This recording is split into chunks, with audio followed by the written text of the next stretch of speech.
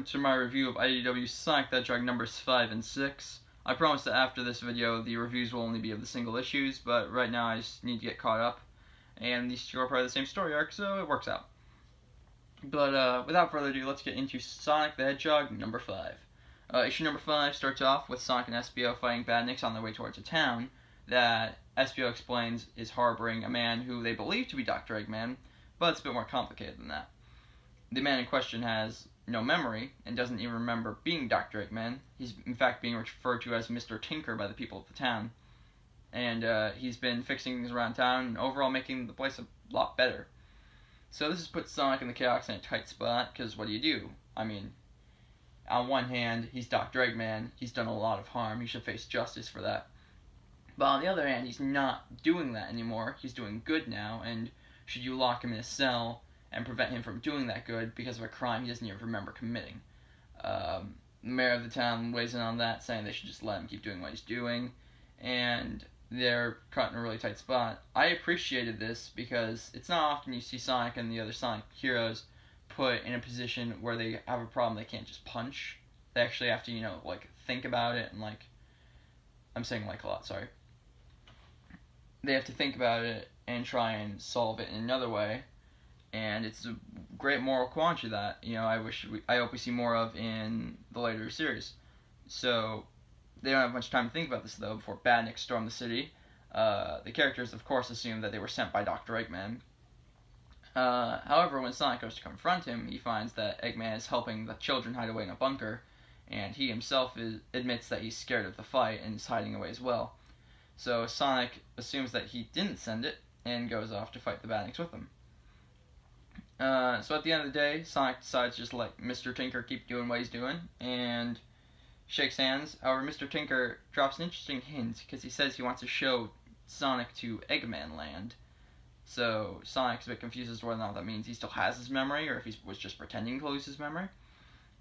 So he doesn't have much time to think about that, though, before Shadow and Rouge show up, without Omega, mysteriously. I wonder where he is. But yeah, Shadow and Rouge show up, threatening to destroy Dr. Eggman. Overall, this was a really fun issue. I really enjoyed it, as I enjoyed it a lot more than the previous 4 issues. So, yeah, it was a really good issue. I would give it an 8.5 out of 10. I would highly recommend you guys go out and pick it up.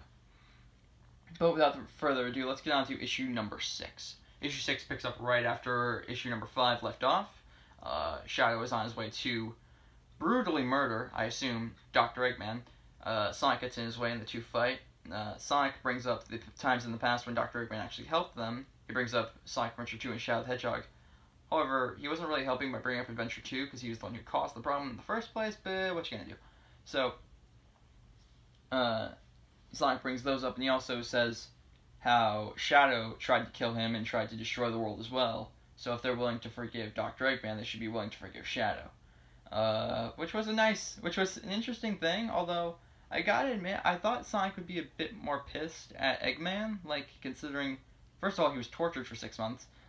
Second of all, just all the stuff he's gone through with Eggman over the years, you would think he would be the one who would be less willing to forgive him, but I mean, I guess that just shows that he's, a good hero.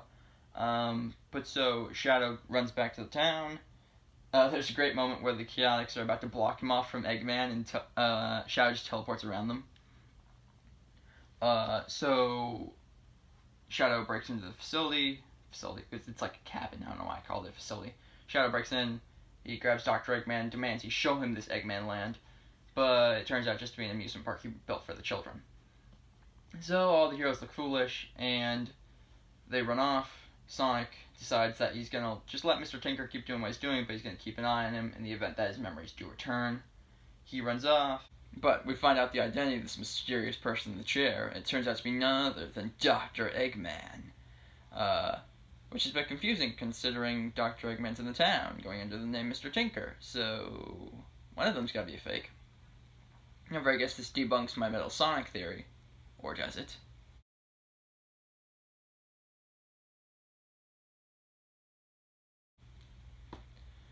But yeah, I guess we'll find out the truth about that in issue number 7.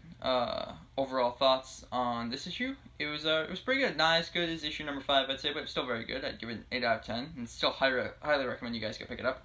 Subscribe to be notified of other videos I post on this channel when they go up. I'd greatly appreciate it. Help out the channel, and I will see you guys in the next video. Bye.